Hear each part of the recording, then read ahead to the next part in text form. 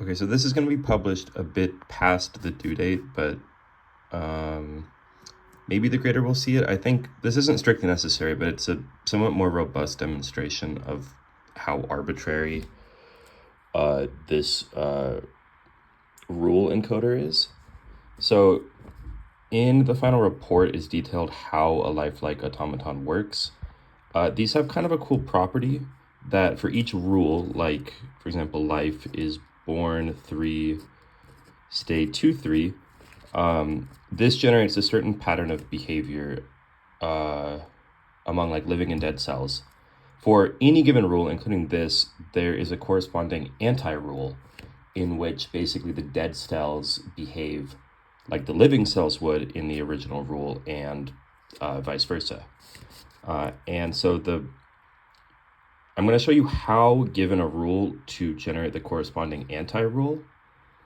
And yeah, I mean, you can just kind of work through the logic and convince yourself that this does behave this way, but I'm just going to give a demonstration here that it does work this way. So the general way, so let's say if I write this as like two 9-bit numbers, so born 3, so 0, 1, 2, 3, 4, 5, 6, 7, 8, and stay 0, 1, 2, 3, 4, 5, 6, 7, 8.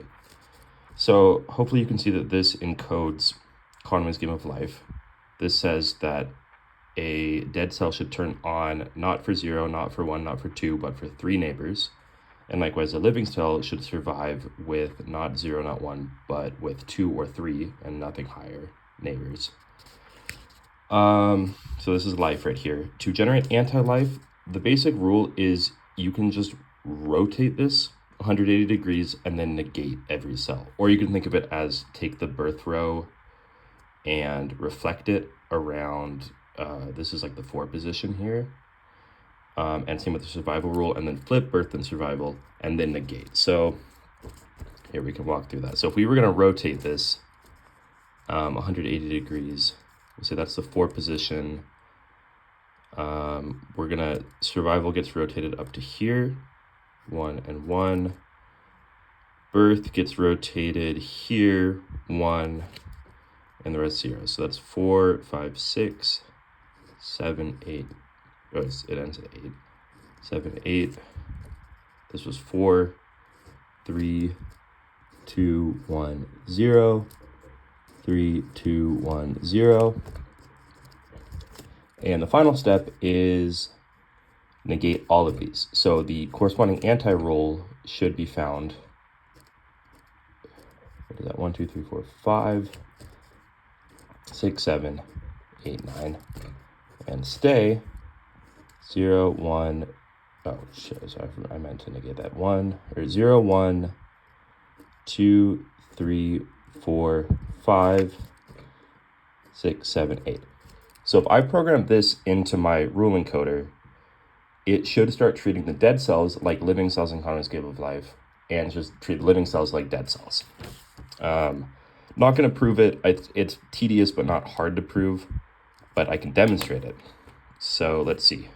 I'm actually already running it, but so I'm going to go to the switches. Let's turn everything off to start.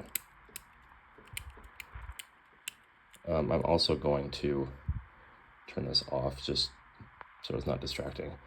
All right, so what does this say? Turn them all on, 0, 1, 2, 3, 4, skip 5, 6, 7, 8. Okay, so born 0, 1, 2, 3, 4, skip 5, skip 6, turn on 7, turn on 8. And likewise here, 0, 1, 2, 3, 4, skip 5. Okay, so stay, you can see 0, 1, 2, 3, 4, skip 5, and 6, 7, 8. Okay, so if what I said here is correct, what we should get, well, when I turn this on, this should be like equivalent to a fully filled grid. So they should all quote unquote die, which in this case means turn on. Well, that randomized it. Oop. I lied, sorry. There was a empty set of cells and the program detected that it was empty and randomized it because that's how I've programmed it. But if I set it to all empty, it should stay that way because that is the fan, excuse that. A fully dead grid stays dead in Connor's Game of Life. Let's see, turn it on, sure enough. And if what I said is true, then the classic Connor's Game of Life patterns should show up in negative. You know, I always run the gliders that way. Let's run them. How am I going to do this? Let's run it this way. That's up and to the right. Does it work? Sure enough, look at that. We have an anti-glider. Maybe that's not enough to convince you. Let me get that in the middle somewhere. There we go. What is another? Well, how about this oscillation I found, which I posted in the other video.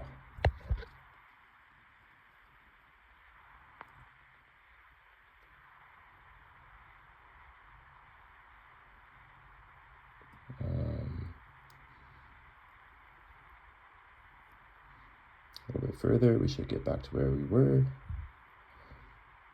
Maybe another 5 generations or so.